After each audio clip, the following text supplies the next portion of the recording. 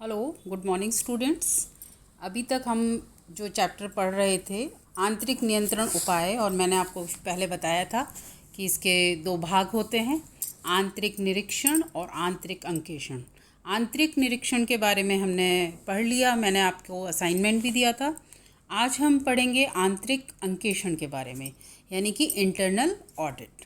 मैं आपको बता दूं कि इंटरनल ऑडिट जो है वो एक वैधानिक ऑडिटर नहीं होता है, इसीलिए आंतरिक अंकेशक के लिए आवश्यक नहीं है कि उसमें वो प्रोफेशनल अंकेशक की योग्यताएं हों। सीए होना तो ज़रूरी है, लेकिन और भी जो प्रोफेशनल योग्यताएं हैं वह ज़रूरी नहीं है कि इसमें हो। ये कंपनी अपने हिसाब से इन ऑडिटर्स को नियुक्त कर सकती है।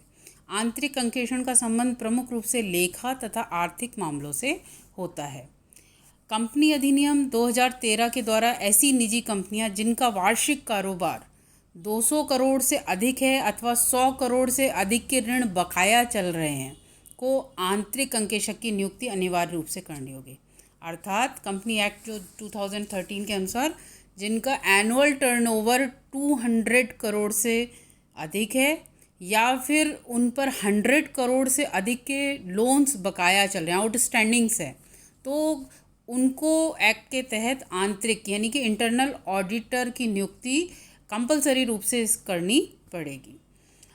आप देखेंगे कि जो इंटरनल ऑडिटर होता है उसका उत्तरदायित्व एक रक्षात्मक होता है, यानी कि अगर हम किसी को बता दें कि तुम्हारे कार्य की जांच होगी, तुम्हें कभी भी चेक किया जा सकता है, तो इंसान अपने आप से ही सावधानी रखता है।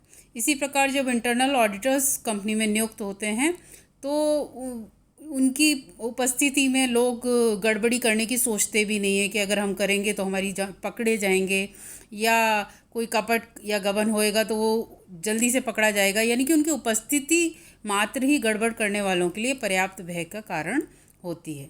उसी प्रकार ये तथ्य कि आंतरिक अंकेषण ना जाने किस समय बिना पूर्व के किस कर्मचारी के कार्य की जांच कर ले, प्रत्येक कर्मचारी के मन में एक भय बनाए रखता है, जिससे वह कार्य सावधानी से करता है और गड़बड़ी करने का साहस भी नहीं कर पाता है। आंतरिक अंकेषण के प्रावधानों की प्रयोजनीयता, applicability of provision of internal audit, ये हम आगे पढ़ेंगे। इसके अंतर्गत प्रावधान दिए गए हैं कंपनी एक्ट 2013 के धारा 138 के अधीन प्रावधान दिए गए हैं। 138 के अधीन निम्नलिखित प्रकार की कंपनियां के लिए आंतरिक अंकेशक अथवा आंतरिक फर्म की नियुक्ति करना आवश्यक है। आंतरिक अंकेषण यानी कि इंटरनल ऑडिटर्स वो नियुक्त कर सकते हैं, या कोई फर्म है जो जिसमें सारे ही जो पार्टनर्स हैं, सारे ऑडिटर्स हैं, उनकी कोई फर्म की ऐसी नियुक्ति भी कर सकते हैं, नियुक्ति करना आवश्यक है। इसके लिए हम देखेंगे प्रत्येक अनुसूचित कंपनी, प्रत्येक गैर अनुसूचित सार्वजनिक कंपनी, जिसकी ये बी पॉइंट का मैं आपको बता रही हूँ। ए पॉइंट में तो प्रत्येक अनुसूचित कंपनी थी और बी में प्रत्येक गैर अनुसूचित सार्वजनिक कंपनी, जिसकी पहला पॉइंट है आपका प्रदत्त पूंजी अंश पूंजी विगत वित्तीय वर्ष के दौरान 50 करोड़ या अधिक हो। सेकंड है बिक्री विगत वित्तीय वर्ष के दौरान 200 करोड़ या अधिक हो। और थर्ड है सार्वजनिक वित्तीय संस्थाओं के लिए दिए गए अदत्त ऋण अथवा उधारें विगत वित्त वर्ष में किसी भी समय बिंदु पर 100 करोड़ से अधिक रही हो। चौथा है अदत्त जमाएं विगत वर्ष में किसी भी समय बिंदु पर 25 करोड़ या उससे अधिक हों। सी हम देखते हैं प्रत्येक निजी कंपनी।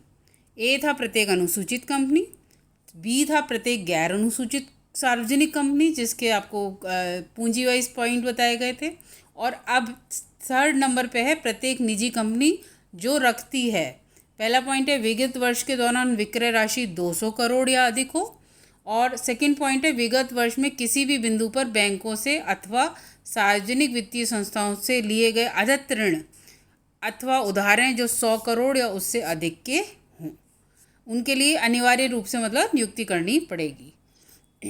परंतु यह विद्यमान कंपनी जो उपरोक्त किसी भी मापदंड में आती है उसे इस धारा के लागू होने के 6 माह के भीतर आवश्यकताओं का अनुपालना करना पड़ेगी। ठीक है। इसके बाद इन्होंने बताई आंतरिक अंकेशक की योग्यता, यानी कि उसकी क्वालिफिकेशन ऑफ इंटरनल ऑडिटर जो है उसकी क्या योग्यताएं होनी चाहिए। योग्यताओं के लिए एक ऐसा आंतरिक अंकेशक नियुक्त किया जाएगा जो चार्टेड अकाउंटेंट, चाहे वे व्यवसाय करता हो अथवा नहीं, या लागत लेखापाल या अन्य व्यवसायी व्यक्ति जो बोर्ड द्वारा निश्चित किए जाए। ये धारा 138 कहती है इसके बारे में। ठीक है। इसके बाद कह रहा है प्रभावकारी होने के लिए आवश्यक है कि आंतरिक अंकेशक कंपनी प्रबंधन का हिस्सा माना जाना चाहिए, ना कि मात्र उनका सहायक। उनके पास किन्हीं भी परिस्थितियों में कंपनी वित्तीय कोण तथा संगठनात्मक क्रियाओं के प्रत्येक क्षेत्र के अनुसंधान करने का अधिकार होना चाहिए। ठीक है। इसके पश्चात उनके द्वारा व्यावसायिक कृत्यों के वित्तीय विवरण व रिपोर्ट बनाने तथा पर्याप्त लेखांकन क्रियाओं के अनुकरण की जिम्मेदारी सौंपी जाती है। उसका प्रमुख उत्तरदायित्व के व्यावसायिक संस्थान में पर्याप्त रूप से आंतरिक नियंत्रण प्रणाली रखना है, ताकि परीक्षण द्वारा लेखांकन क्रिया विधि, प्राप्तियों तथा अदायगियों को गबन से संबंधित की चौकसी की जा सके। ये उनके लिए दिया गया है। इसके अतिरिक्त कंपनी की अंकेषण समिति अथवा बोर्ड द्वारा आंतरिक अंकेषण की सलाह से आंतरिक अंकेशक के संचालन हेतु उसका क्षेत्र, कार्यप्रणाली, आवर्तन एवं विधि मंत्र का प्रतिपादन करना होना है। यह भी नोट किया जाना चाहिए कि केंद्र सरकार भी आंतरिक अंकेषण के संचालन एवं बोर्ड की रिपोर्ट करने के लिए नियमों द्वारा उसकी रीति और अंतराल निर्धारित कर सकते हैं, यानी कि केंद्र सरकार का भी इंटरफेरेंस इसमें हो सकता है। इसके बाद हम पढ़ेंगे भारत में आंतरिक अंकेषण का महत्व। इंडिया में इंटरनल ऑडिट का क्या इम्पोर्टेंस है। इसके अंदर कहा गया है कि आपको मैंने बताया कि जो 200 करोड़ से ज़्यादा जिनकी पूंजी हो और 100 करोड़ से जिनकी उधारी हो, ऐसी कंपनियों के लिए तो अनिवार्य रूप से कंपनी एक्ट के तहत कर दिया गया है कि उनको इंटरनल ऑडिटर रखना पड़ेगा। लेकिन और भी चीज़ें इसमें कही गई है। कंपनी अधिनियम 2013 के अंतर्गत केंद्र सरकार द्वारा आदेश जारी करके अंकेशक का यह कर्तव्य निर्धारित किया जाता है कि एक सूचीबद्ध कंपनी तथा अथवा अन्य ऐसी कंपनियों के संबंध में जिनकी वित्तीय वर्ष के प्रारंभ में 50 लाख से अधिक की प्रदत्त पूंजी हो, यानी कि पेड अप कैपिटल हो, तथा संचय थे अथवा संबंधित वित्तीय वर्ष के पूर्व से लगातार 3 वित्तीय वर्षों में जिसका औसत वार्षिक कारोबार यानी कि एनुअल टर्नओवर 5 करोड़ से अधिक रहे हों। अंकेशक को अपनी रिपोर्ट में लिखना होगा कि कंपनी के आकार तथा स्वभाव के अनुरूप आंतरिक अंकेषण प्रणाली विद्यमान है अथवा नहीं है। कंपनी अधिनियम 2013 की धारा 138 के अंतर्गत पूर्व में दी गई धाराओं के प्रावधान संशोधित कर शामिल कर लिए गए हैं, और इसी प्रकार केंद्र सरकार के इस आदेश ने आंतरिक अंकेषण के महत्व को बहुत ज़्यादा बढ़ा दिया है। इसके बाद आंतरिक अंकेषण का उद्देश्य क्या होना चाहिए। आंतरिक अंकेषण का उद्देश्य, हमारे पास अगर आंतरिक निरीक्षण प्रणाली है, मैंने आपको बताया था these are 2 tools of internal control, one is internal checking and other one is internal audit. And what is the object of internal audit. Internal audit के क्या हमारे उद्देश्य हैं, इसमें हम पॉइंट वाइज वो करेंगे। आंतरिक निरीक्षण के प्रभाव का विश्वास दिलाना, यानी कि आंतरिक अंकेषण का उद्देश्य व्यवसाय के प्रबंधकों को यह विश्वास दिलाता है कि उनके द्वारा लागू की गई इंटरनल निरीक्षण प्रणाली प्रभावशाली है। यह देखना कि वह जो व्यवहार किए गए हैं वो अधिकृत हैं अथवा नहीं है। और आपको मैंने शुरू से ही बताया कि एकमात्र जो उद्देश्य है ऑडिटिंग का वो है छल कपट को ढूंढना, लेखा पुस्तकों की जांच करना और अशुद्धियों को रोकना, यही एकमात्र ऑडिटिंग का उद्देश्य है। तो इसमें छल कपट को ढूंढना आंतरिक अंकेषण का उद्देश्य है कि गुटबंदी। आपको मैंने बताया कि इंटरनल चेकिंग अगर व्यवस्था है तो वहाँ पे कार्य का विभाजन इस प्रकार से होता है कि एक व्यक्ति द्वारा किए गए कार्य की जांच स्वतः दूसरे द्वारा होती है। तो वहाँ पर कब तक कपट संभव नहीं है, जब तक कि वो लोग कोई गुटबंदी ना कर लें, दलबंदी ना कर लें। तो इंटरनल ऑडिटर को ये भी चेक करना पड़ेगा कि कपट हो जाए, कहीं लोग गुटबंदी कर लें, सब लोग मिल जाएं, तो वो फिर कपट हो सकता है। इसीलिए ऐसे छल कपट को रोकना। व्यवसाय पर नैतिक प्रभाव भी पड़ता है। जब इंटरनल ऑडिट व्यवस्था विद्यमान रहती है तो उन पर नैतिक प्रभाव भी पड़ता है। इसके बाद अशुद्धियों को रोकना व ज्ञात करना। वैधानिक अंकेक्षण को सुगम बनाना। आपको मालूम ही है कि बड़ी बड़ी जब कंपनीज़ हैं तो उनको कंपनी एक्ट के तहत और सरकार की जो आदेश हैं उनके अनुसार उनको वैधानिक अंकेक्षण कराना भी अनिवार्य होता है। तो जब हमारे किसी भी संस्था में आंतरिक निरीक्षण प्रणाली मजबूत हो और इंटरनल ऑडिटर्स भी हों तो वैधानिक अंकेक्षण अपने आप ही सुगम हो जाता है। संपत्तियों के लेखे व सुरक्षा की व्यवस्था को देखना, प्रक्रियाओं में जो भी प्रोसेस चल रहे हैं उनमें क्या क्या सुधार हो सकते हैं इस बात की जांच भी इंटरनल ऑडिटर करता है। उसका उद्देश्य होता है इंटरनल ऑडिट करवाने का, रखने का, सबका। योजनाबद्धता की जांच करना, रिव्यू करना, कर्मचारी द्वारा किए गए कार्य का पुनर्निरीक्षण करना भी इसका एकमात्र उद्देश्य है। इसके बाद आंतरिक अंकेक्षण विभाग की क्या क्या आवश्यकताएं हैं। इसमें सबसे पहले हम देखेंगे कि पर्याप्त कर्मचारी। आंतरिक अंकेक्षण के पास यदि स्टाफ पर्याप्त नहीं है तो प्रक्रियाएं व पुनर्निरीक्षण पॉसिबल ही नहीं है। उसे कई व्यक्तियों की कार्य की जांच करनी होती है और वो कोई एक दो व्यक्ति नहीं कर सकते, उनको पूरा स्टाफ मिलना चाहिए। उसे स्टाफ कम मिला है तो फिर ये आंतरिक इंटरनल ऑडिट संभव ही नहीं है। और एक कमज़ोर आंतरिक अंकेक्षण से तो अच्छा है कि आंतरिक अंकेक्षण बिल्कुल भी ना हो, क्योंकि इसमें कई सावधानियां बरती जा सकेंगी। योग्य कर्मचारी होने चाहिए। जो कर्मचारी जो स्टाफ उनको मिला हुआ है वो बहुत अनुभवी होने चाहिए, योग्य होने चाहिए। उनको ऑडिटिंग की सारी टेक्निक्स की जानकारी होनी चाहिए, ये सारी चीज़ों के ज्ञाता होने चाहिए और जिज्ञासु होने चाहिए इस प्रकार की, जिससे वो जो भी सूचनाएं व स्पष्टीकरण कलेक्ट करें वो उससे फुली सेटिस्फाइड हों। पर्याप्त स्वतंत्रता, ये भी एक बहुत ज़रूरी तथ्य है, क्योंकि अगर इंटरनल ऑडिटर तो हमने रख दिया है कंपनी ने, और कंपनी अगर उनको ऑटोनॉमी नहीं देगी, उनको कार्य करने की स्वतंत्रता नहीं देगी तो वे कार्य नहीं कर सकते। इसीलिए उनको पर्याप्त स्वतंत्रता मिलनी चाहिए। स्वतंत्रता किन किन बातों में मिलनी चाहिए? अंकेक्षण कार्य संबंधी स्वतंत्रता, कार्य करने के लिए पूर्ण रूप से स्वतंत्र होना चाहिए। बड़े अधिकारियों जनरल अप्रूवल प्राप्त करने में कोई बुराई नहीं है, लेकिन दैनिक कार्यों में किसी भी प्रकार का हस्तक्षेप नहीं होना चाहिए। रिपोर्ट के संबंध में यदि आंतरिक अंकेक्षण अपने कार्य के संबंध में किसी छोटे अधिकारी की रिपोर्ट देनी है तो उसे छोटे अधिकारी से ऊपर के सभी अधिकारी उस अंकेक्षक के भी अधिकारी हो जाएंगे, इसलिए उसकी स्वतंत्रता में कमी आएगी। तो आंतरिक अंकेक्षक के लिए यह तय किया जाना चाहिए कि वह अपने रिपोर्ट संचालक मंडल को देगा। कर्तव्य विभाजन के संबंध में आंतरिक अंकेक्षक के कर्मचारी उसके अधीन कार्य करें, उन्हें व्यवसाय से अन्य व्यवहारों के संबंध में किसी के द्वारा कार्य नहीं किया जाए। इसके बाद है इंटरनल ऑडिट मेथडोलॉजी, क्या मतलब विधि जो है वो अपनाई जानी चाहिए। और आपको जैसे कि आंतरिक अंकेक्षण की जो हमने परिभाषाएं पढ़ी थी, जो उसका क्षेत्र पढ़ा, उसके उद्देश्य पढ़े, उससे हमें ये ज्ञात हो ही गया है कि जब आंतरिक अंकेक्षण विभाग को किसी क्रिया की जांच का कार्य सुपुर्द किया जाता है तो विभाग के द्वारा निम्नलिखित विधि अपनाई जानी चाहिए। पहला पॉइंट है, जिस कार्य की जांच करनी है उसे डिफाइन किया जाना चाहिए।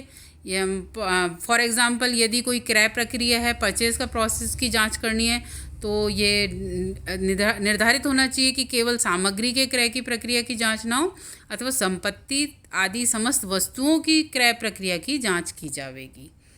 सेकंड पॉइंट है, इसके पश्चात इस कार्य संबंधित नीति, उसकी प्रक्रिया तथा नियंत्रण विधि का अध्ययन किया जाना चाहिए। इस संबंध में वर्क फ्लो चार्ट बना लेना चाहिए।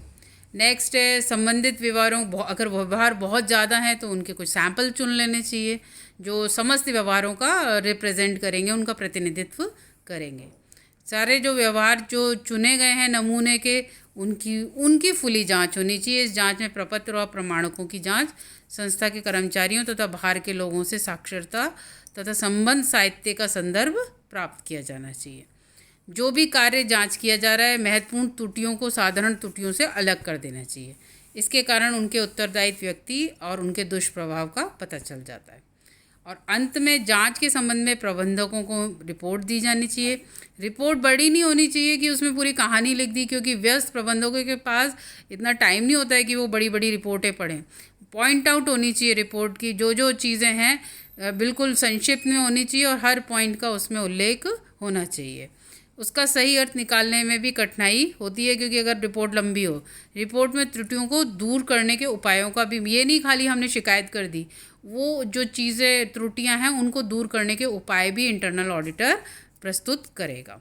और आंतरिक इंटरनल ऑडिट पे हम बहुत ज़्यादा डिपेंड हो गए हैं, लेकिन फिर भी इसकी कुछ सीमाएं हैं। इनमें है सीमित योग्यता। आंतरिक अंकेक्षण प्राय व्यवसाय के कर्मचारियों द्वारा किया जाता है। इसमें उस प्रशिक्षण का अभाव होता है जो बाह्य अंकेक्षण को प्राप्त होता है, अतः इसकी योग्यता क्या होती है, सीमित होती है। इसके लिए मैंने पहले ही बताया था कि इसके लिए कोई प्रोफेशनल ऑडिटर्स की डिग्री की आवश्यकता नहीं होती है, तो ये प्रोफेशनल नहीं होते हैं, तो ये इसकी कमी है। इसके बाद है स्वतंत्रता में कमी। जब कंपनी के अधीन कार्य करते हैं तो इतने स्वतंत्र नहीं होते हैं, उनको प्रबंधकों की बातें माननी चाहिए और कई बार उनके अनुचित प्रभाव से भी मुक्त नहीं रह पाते हैं। कर्मचारियों को विविध कार्यों में उपयोग। इंटरनल जो ऑडिटर होते हैं समय समय पे अन्य कार्यों में भी उनको लगा देते हैं। ये नहीं है खाली उनको ऑडिट ही करनी है, उनको कभी किसी कार्य में लगा दिया, कभी किसी कार्य में। इससे उनकी एफिशिएंसी में कमी आ जाती है। उनका मतलब मोड जो एकमात्र कार्य करना होता है वो उसके अलावा कई कार्य करते हैं, तो फिर ये इंटरनल ऑडिट ढीली पड़ जाती है। भाईचारा एवं लिहाज। जब वहीं कर्मचारी करते हैं और रोज़ आप उन्हीं लोगों से मिल रहे हो, तो फिर आप उतनी सख्ती नहीं अपना सकते, उतना अपनी राय को निष्पक्ष नहीं रह सकते, क्योंकि आप उन लोगों के दोस्त बन जाते हैं। तो यहाँ ये इसकी एक बहुत बड़ी कमी है। पूर्वाग्रह। कई पूर्वाग्रहों से प्रिजुडिस होते हैं किसी कर्मचारी के बारे में। अगर उन्होंने ये सोच लिया कि ये तो बेईमान है तो वो बेईमान ही करेगा, ऐसे पूर्वाग्रहों से ग्रसित हो जाते हैं। जो इंटरनल ऑडिटर होते हैं कर्मचारियों की सारी कमियां, सारे उनके जो क्लू पॉइंट होते हैं उनके बारे में जानते हैं, तो वो पूर्वाग्रहों से ग्रस्त हो जाते हैं। इस प्रकार इंटरनल ऑडिट की ये कमियां हैं। इसके बाद हम पढ़ेंगे आंतरिक निरीक्षण एवं आंतरिक अंकेक्षण में अंतर। अभी तक आप बच्चे बहुत बार कंफ्यूज भी हो जाते हैं। सबसे पहले आप याद रखिए कि आंतरिक नियंत्रण के दो भाग हैं, वन इज़ आंतरिक निरीक्षण और दूसरा आंतरिक अंकेक्षण। और इन दोनों में भी बहुत ज़्यादा नहीं, लेकिन हाँ अंतर तो पाया जाता है। Difference between internal check and internal audit. इसमें अगर हम देखें कि क्या अंतर पाए जाते हैं, तो कार्य की प्रकृति। आंतरिक निरीक्षण व्यवसाय के व्यवहारों को लिखने की एक प्रणाली है कि भाई एक कार्य को इस प्रकार बांटा जाता है, जबकि इंटरनल वहाँ पे आंतरिक निरीक्षण में हम क्या कर रहे हैं, हम चेकिंग नहीं कर रहे हैं, हम अपना कार्य कर रहे हैं, वो ऑटोमेटिकली चेक हो रहा है। बट इंटरनल ऑडिट में हम क्या कर रहे हैं, वो जो कार्य हो गया है उसकी जांच कर रहे हैं, उसके लेखे की जांच कर रहे हैं।